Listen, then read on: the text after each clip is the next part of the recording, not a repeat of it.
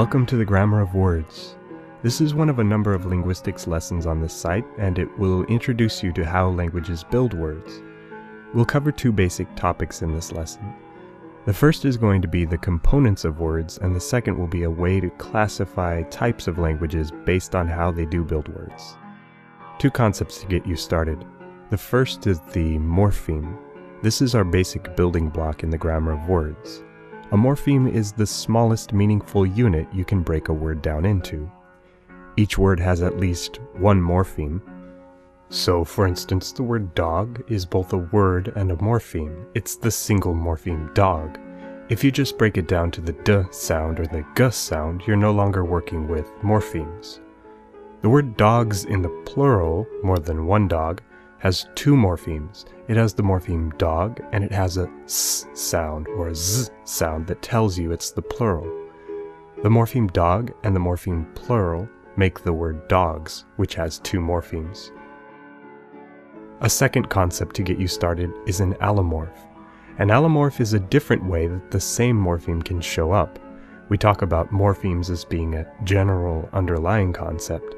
I gave you the example of dog with S, and that S is a plural morpheme. You can see that it makes the word plural.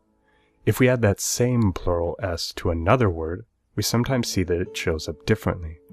For example, in the word hats, it shows up as an S sound and not as a Z sound. So the Z sound and the S sound are two allomorphs of a single plural S morpheme. There are different types of morphemes. There are morphemes that can stand on their own, like the word dog. These are known as free morphemes. It doesn't have to be attached to another morpheme to be used. Morphemes that do need to be attached to another morpheme to be used are known as bound morphemes. Take the example of plural S. Do you ever say just S on its own to mean plural? Plural S always shows up at the end of other morphemes, like in dogs. That makes it a bound morpheme. Two types of bound morphemes occur in English and a variety of other languages: derivational morphemes and inflectional morphemes.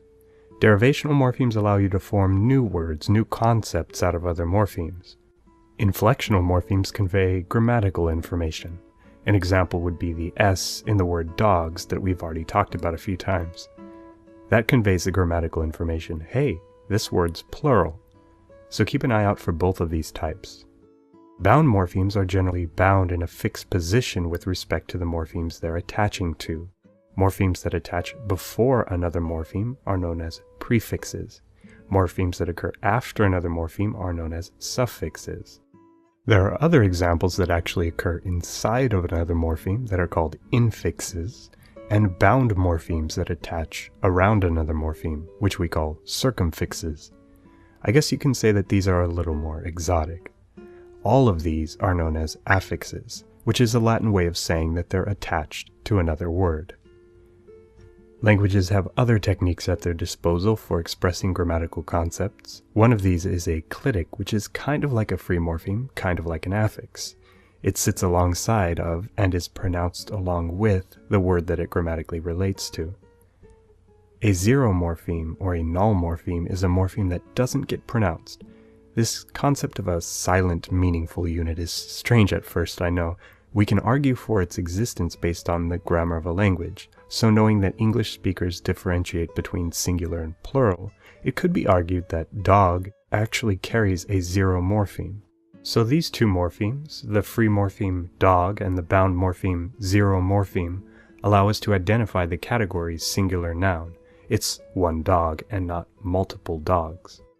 Another fundamental concept is periphrasis, which uses multiple words to express the same grammatical concept that another language might express using an inflectional morpheme. There's also compounding, which takes two free morphemes and sets them side by side to represent a new concept. In that way, it's kind of like attaching a derivational morpheme in a language that allows it, but the two morphemes are free. So we can say, for instance, doghouse, which attaches the free morpheme dog and the free morpheme house to come up with a new concept. Rearranging word order is also a useful technique that's very common for expressing grammar. We have some additional terminology for talking about languages that like to bind morphemes. The root morpheme is the base that carries most of the meaning. Any derivational morphemes added to the root would help form the stem, to which affixes can be added. Inflectional affixes would not be part of the stem. Any derivational affixes, however, and the root itself, would be part of the stem. And if it's on its own, it's both the root and the stem. Languages that tend to use bound morphemes are known as synthetic languages because they tend to put morphemes together to form words. At the other end of the spectrum, an analytic language does not use bound morphemes, so each word on average in an analytic language is a free morpheme. Types of languages that use bound morphemes include fusional languages, which are rarer but basically fuse together information, grammatical information, into inflectional affixes. So they tend to have a lot more meaning in their affixes and fewer affixes, whereas agglutinative languages tend to have more affixes but less overlap between grammatical meanings in each individual affix. This lesson has covered morphemes, allomorphs, and very roughly how different individual languages build out words with morphemes. Be sure to check out the page for more information and exercises, and I'll catch you in the next lesson.